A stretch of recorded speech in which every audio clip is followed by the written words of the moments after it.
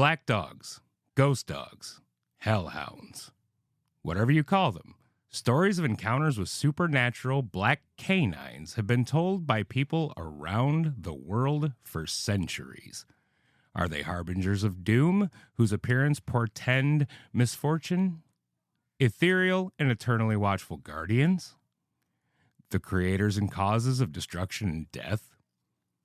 I've fetched some of the many, many stories, including one that inspired a beloved fictional character, and of course, the most famous black dog story of them all. Spoiler alert, it's pretty damn spooky. You don't want to miss it, so stay tuned.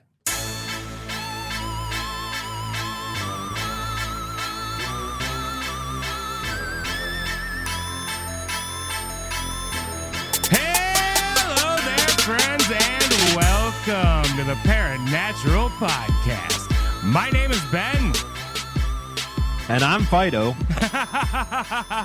He's Jake. And we are so glad to have you with us tonight as we talk about some spooky stories of some supernatural canines, talking about black dogs, some folklore from around the world. Jacob, how you doing tonight, buddy? I'm all right. How are you? I'm doing pawsome. If this is what I have to look forward to for the rest of the night, I'm stopping here. I know. That was rough. Anyway. I liked it better when you had all the penis ones. Oh, that was classic. That was not to toot my own horn too much on that one, but that was pretty funny. What episode was that one? That was abduction one. Antonio Villas-Boas. Yeah. Yes, indeed. So yeah, that was pretty funny. Uh-huh. Yeah. So the Black Dog of Pontefract, huh? Yeah, sure. Well, close. So we're gonna get there, but the most prevalent black dog stories do actually come from England and the UK. That's where they mostly centered, but we're gonna kind of work our way there. I started a little further afield than all that. So nice hair. I like it. Thanks. Since we're on video, I figured I had to do something special. There you go. Now, before we jump right into the stories, I want to make it very, very clear that when I say black dogs, I am not talking about your Labrador Retriever, whose name is probably something like fucking Remington or whatever. Derek? That's what they're all called. Or I'm not talking Derek about... named his dog. Yeah, that's most of them are named Remington for, obvious reasons. Anyway. But you got to go Remy for short. Remy, obviously Remy. Obvious. What I'm talking about are supernatural canines, okay? Not your very good boys and girls that we all have at home that are just happen to be full of melanin in their hair. Yes, Jacob. And not the not so good boys who stand 7'4". Well, none of these stand on two legs, if that makes a difference. So, in general, just a broad overview. Though the finer details may vary, they are generally described as being monstrous creatures in both appearance and temperament. They are bigger than normal dogs usually, covered in long, shaggy fur that is darker and blacker than the night through which they prowl. Their eyes glow an ominous red as if the fires of the underworld are alight behind them. And should their scorching gaze fall upon you, misfortune and doom shall do the same soon after. So that's what we're talking about here. I mean, you got to figure they're going to be a little bit bigger than normal dogs, because if a Chihuahua-sized monster came at me, I'd just kick it. That wouldn't be very intimidating now, would it? No. It's going to have to be big. So a little toy Yorkie. Oh, get out of here. Get a fly swatter. Black poodle, toy poodle. Well, if it's a poodle, it's going to be furry. You just light it on fire. go up like a flambe. Bye, poodle. Goodbye, little evil. So the first of the black dog stories, like I said, I started kind of far afield. We're going to work our way back. Is actually the stories of El Cadejo Negro, which is the name given to a black dog that is talked about in El Salvador, Guatemala, Honduras, parts of Mexico. You get the point. Now, there are various origin stories for El Cadejo. One story says that God sent El Cadejo Blanco, which is the white dog, to protect people who lived far from town as they traveled on the long rural roads. This irritated the devil, who sent El Cadejo Negro, the black dog, to harass those very same people. Other people say it is the devil himself in the form of a black dog. So that's one origin story, but there is a better one. This comes mostly from the area in El Salvador, where there's a story that two brothers agreed to help a wizard in exchange for food and shelter during a storm. They eat all the wizard's food, but do none of the work. Dicks. So the wizard turns them into the white and black dogs of legend. Okay, now the real fun one. This story tells of a man, Don Eladio, who fell to alcoholism and became a mean and abusive human being. His son, Juan, grew tired of his father's behavior and devised a plan. He went to the butcher and acquired a large, black and hairy cow skin that completely covered him when he went on all fours. Then he visited the blacksmith and got 2 big dog chains and hid the whole kit and caboodle in the woods. Around midnight, Juan left his house, donned his costume, and waited for his inebriated father. When the drunken man passed, Juan came out growling and snarling and rattling his chains. That'd be kind of spooky to encounter on the road at night. Didn't Jeff the mongoose say that he would rattle his chains? And He all did that? indeed. Yeah. He did indeed. They're poultrygasms. When Juan came out with his costume on, Don Eladio ran for home and arrived terrified and swearing that he would change his ways. And he did. For about 2 weeks.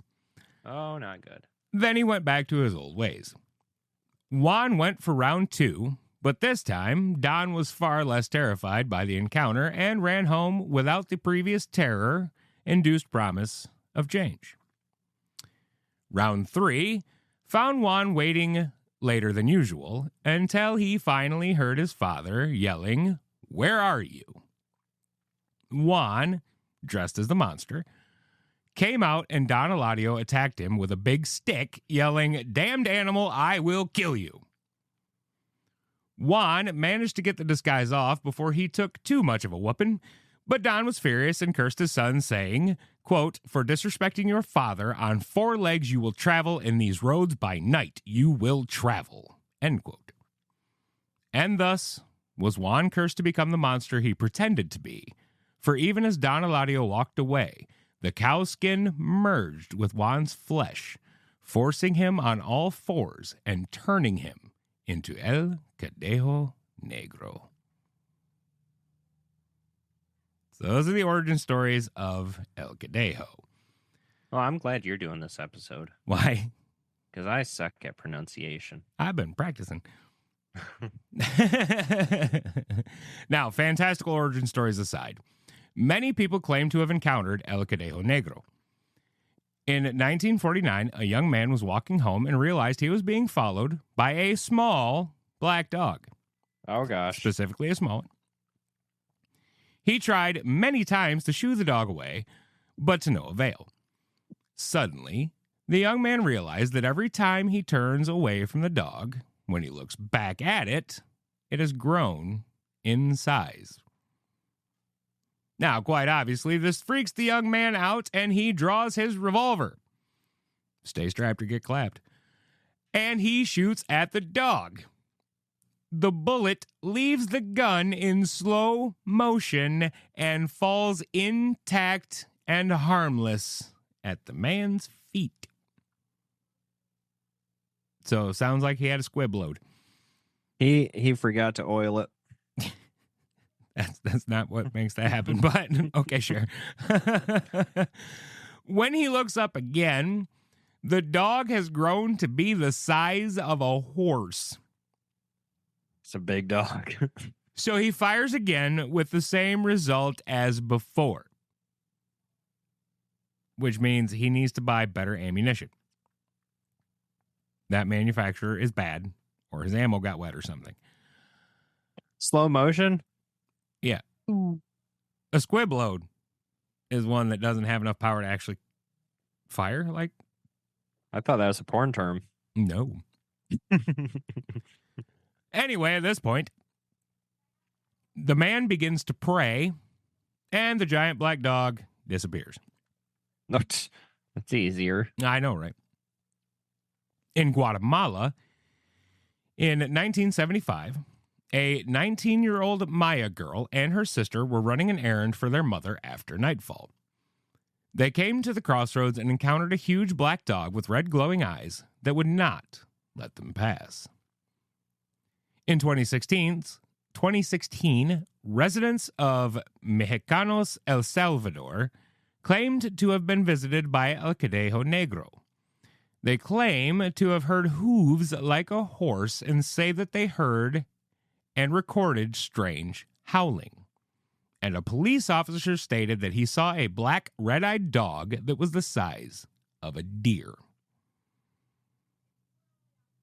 That's still rather big. That is a rather large dog. Well, deer down there aren't that big, though. So, I mean, they're not like deer up here. So those are some of the El Cadejo stories. And now we're going to move to the U.S., where we have our own fair share of black dogs.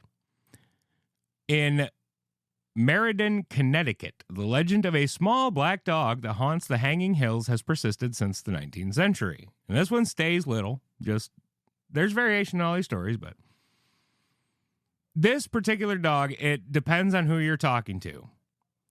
Whether or not he is a sign of good luck or a sign of misfortune. I mean, they do that with the gnomes of Detroit, right? The red, whatever. Yes. Some people think he's good. Some people think he's bad. We got to do that Yeah. story one of these days. We will. I already kind of wrote a little bit of it out. Good. I know. And here is from an area we've talked about previously on the podcast with our buddies from the Blue Ribbon Lounge. In the Bridgewater Triangle area of southeast Massachusetts, we get another report. This one from the town of Abington, where the locals were terrorized by a large black dog in the mid-1970s. Among other accounts, this dog was seen attacking horses by a local firefighter and was shot by a local police officer with no effect on the creature to speak of. I hate that all these things are bulletproof. It makes me very uncomfortable. It just, like, I don't know. I guess I'm thankful for that one Dogman story I came across where he shot it in the face and it died. Yeah, that's one. One out of all the ones we've done. I mean, Ape Canyon, they fell down, but they never found a body. Dick. Yeah. In the Delaware towns of Frederica and Fenton, people speak of the fence rail dog. This one is said to be a ghost dog that stands as tall as a fence, which is, 5-6 feet tall, roughly? That's usually what a fence is. Okay. Stands as tall as a fence and races cars along Route 12. That sounds like a normal dog. He is otherwise harmless. And, yeah. Except when he keeps up with the cars, because most dogs can't run 55 fucking miles an hour. Some of them can. Some of them are fast as fuck, boy. Greyhounds are fast. But, there's those one African dogs. I can't remember what they're fast as shit.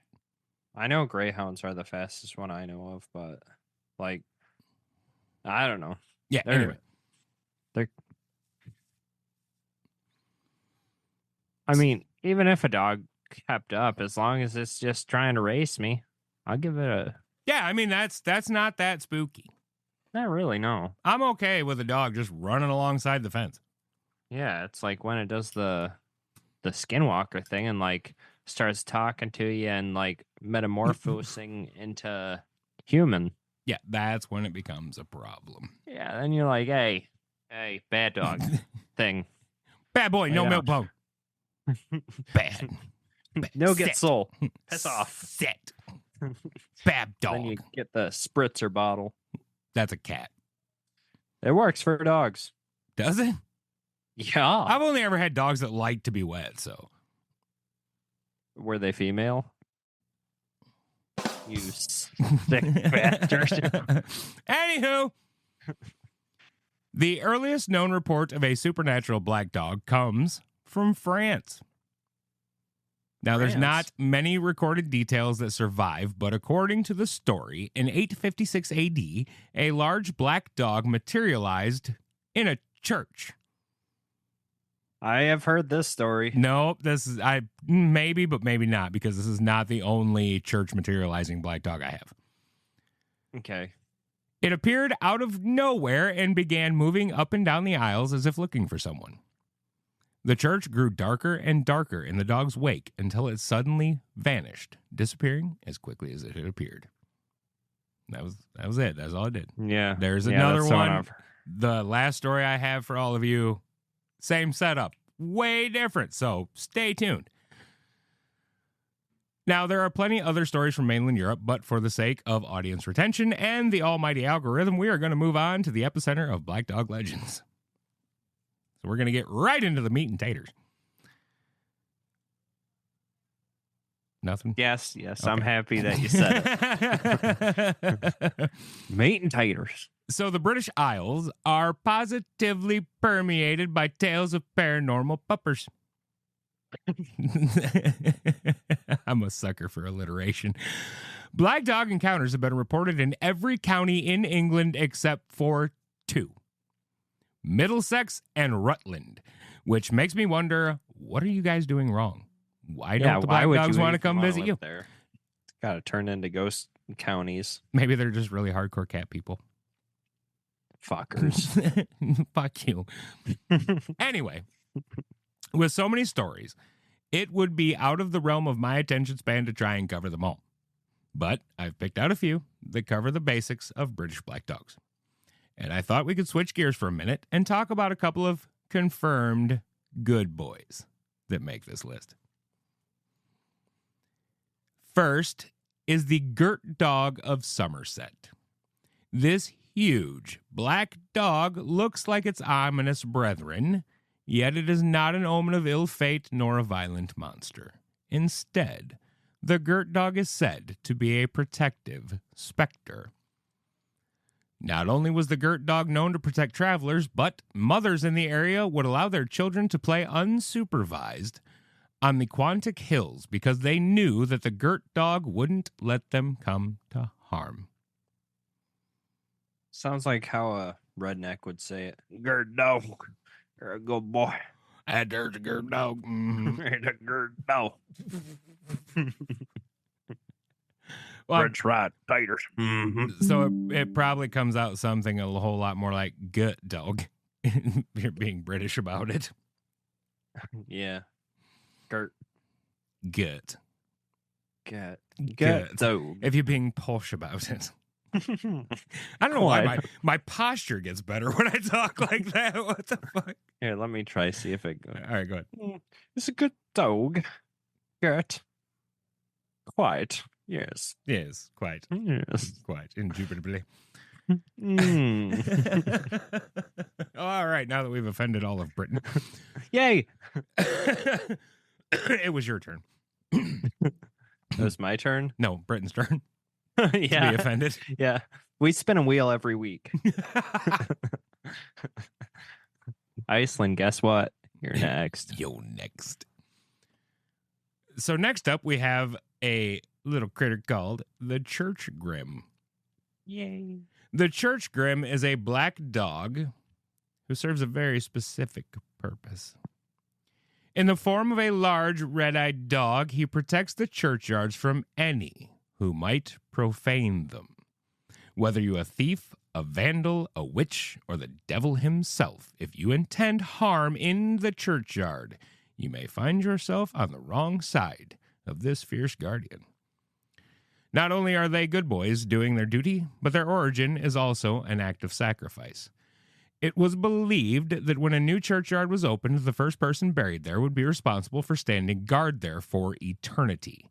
So, they began burying dogs as substitutes and gave rise to the church grim. Unfortunately, church grims still have some association with their less benevolent brethren. In Yorkshire tradition, the church grim is said to ring the church bell at midnight before an impending death. During funerals, the presiding clergyman might look up to see a church grim looking down on the proceedings. By the look of the dog, the clergyman can tell if the soul of the recently departed is bound for heaven or for hell. So, in other words, they're being very, very judgy boys. Judgment gets you a first-class ticket to hell, too. Our next black dog was actually the inspiration for that beloved character I was talking about earlier. So, in North Yorkshire, it is known as the Barguest. In Lancashire as Striker. In Cumbria as the Capelwaith.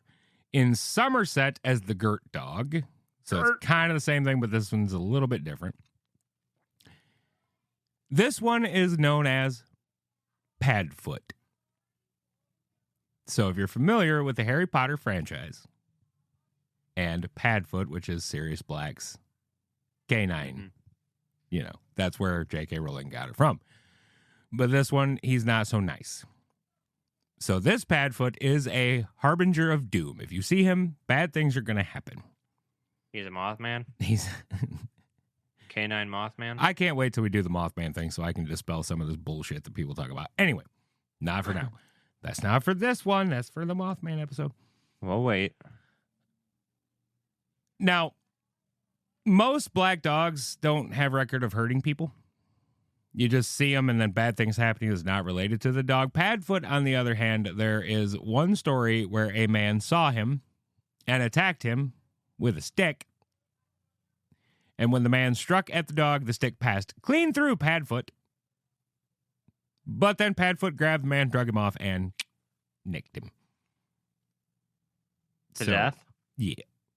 Nice. That is the story. Good. So, now, we're going to come to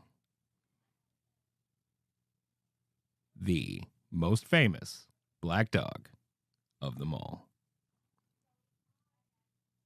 It's that Egyptian one, isn't it? Anubis. Anubis? Anubis is a dog man, not a black dog. Oh. So the most famous black dog of all is Black Shuck. I thought you were going to say Clifford. He's red, Jacob. So the Black Shuck, the descriptions of him vary in both shape and size. And a lot of times the other black dogs in England, like Padfoot and, you know, some of the others, get called Black Shuck. But Black Shuck was a very specific incident that occurred. And he does differ in this. So let me just read this description. He takes the form of a huge black dog and prowls along dark lanes and lonesome field footpaths where, although his howling makes the hearer's blood run cold, his footfalls make no sound. You may know him at once should you see him by his fiery eye. He has but one, and that, like the Cyclops, is in the middle of his head. Oh, shit. Right. So that's a little bit creepier. But such an encounter might bring you the worst of luck. It is even said that to meet him is to be warned that your death will occur before the end of the year. So you will do well to shut your eyes if you hear him howling.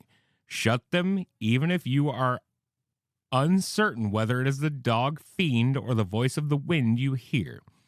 Should you never set eyes on our Norfolk Snarleyow, you may perhaps doubt his existence, and, like other learned folks tell us that this story is nothing but the old Scandinavian myth of the Black Hound of Odin, brought to us by the Vikings who long ago settled down on the Norfolk coast. So that is a general overview description of Black Shuck. Now, there is this that was written in 1127, which people attribute to having seen Black Shuck. It was from an incident in the Peterborough Abbey, recorded in the Peterborough Chronicle, which is a version of the Anglo-Saxon Chronicle, around 1127. Quote, "Let no one be surprised at the truth of what we are about to relate, for it was common knowledge throughout the whole country that immediately after Abbot Henry of Poitou arrival at Petersburg Abbey, it was the Sunday when they sing Exsurge Quare, whatever the hell that is. A song, I bet. I would imagine. Some sort of prayer song. Many men both saw and heard a great number of huntsmen hunting. The huntsmen were black, huge, and hideous, and rode on black horses and on black he-goats, and the hounds were jet black with eyes like saucers and horrible. Those must be some big goats if they're riding them around. I know. This was seen in the very deer park of the town of Peterborough, and in all the woods that stretch from the same town to Stamford. And in the night the monks heard them sounding and winding their horns. Reliable witnesses who kept watch in the night declared that there might well have been as many as 20 or 30 of them winding their horns as near they could tell. This was seen and heard from the time of his arrival all through Lent and right up to Easter. So what that's saying is they're tying Black Shuck and black dogs into the legend of the Wild Hunt, which if you're not familiar, we may cover that one at some point, but is it pooky enough? The Wild Hunt? Yeah. Is being turned into a deer and hunted by ghosts spooky, Jacob? Yeah. That's the Wild Hunt, my brother. Now, the spookiest report of Black Shuck is his appearance at the churches of Bungay and Blythburgh in Suffolk on August the 4th, 1577. This is where he actually became famous. At Blythburgh, Black Shuck is said to have burst in through the doors of Holy Trinity Church to a clap of thunder. He ran up the nave past a large congregation, killing a man and a boy, and causing the church steeple to collapse through the roof. As the dog left, he left scorch marks on the north door, which can be seen at the church to this day. There are plenty of pictures of that on the interwebs, and if I think about it, I might put one in the video just so everybody can see it. And the Facebook group, right? Sure. Look, I know we're terrible at that crap. Okay, I'll try. I'll try and put it on the video. I'll be like editing it, and I'll see this. The encounter on the same day at St. Mary's Church in Bungay was described in A Strange and Terrible Wonder, which is very weirdly spelled because it was 1577. But it was written by Abraham Fleming. Quote, "This black dog, or the divil in such a likeness," that's devil. Divil. That's Divel. They did not spell things the same way we do, but that is devil. God he knoweth all who worketh all. Running all along down the body of the church with great swiftness and incredible haste among the people, in a visible form and shape, passed between two persons as they were kneeling upon their knees, and occupied in prayer, as it seemed, wrung the necks of them both at one instant clean backward, in stomach that even a moment where they kneeled, they strangely died. I'm going to need some elaboration on that. So here's what happened. According to what all that just said, Black Shuck bursted up in the church run down the aisle, snatched up 2 folks by their neck just lickety-split, and killed them dead as dog turds. No, it says backwards in it. Oh, wait, hang on. No, it said backward in it. What'd that mean? So wrung the necks of them both at one instant clean backward. Clean backward. So it like grabbed him and just like ripped it backwards so damn hard he killed him. Well, shit. Yeah. Yep. That's a bad dog. And apparently, other local accounts attribute the event to the devil. The scorch marks on the door are referred to by locals as the devil's fingerprints, and the event is remembered in this verse. All down the church in midst of fire, the hellish monster flew, and passing onward to the choir, he many people slew. Really? We got to put it into a nursery rhyme? Apparently we do. Jeez. Hey, all the best nursery rhymes come from dark origins. I know. But that there is some of the Legends of Black Dogs. If you're interested, there are many, many, many more that you can find all over on the freaking interwebs. Even over there. Jacob, any final thoughts, sir? Black Chuck's a bitch. Black Chuck's a bitch. Fucking scary, bud. Mm-hmm. All right, ladies and gentlemen, as always, we thank you so very much for spending your time here with us on the Paranatural Podcast. If you enjoy the show, don't forget to tell a friend. Hit that subscribe button, hit that like button, leave us a comment on the YouTubes to help us grow. We really appreciate it. We love you. Good night. I guess I'm pretty fond of you, too. Good night.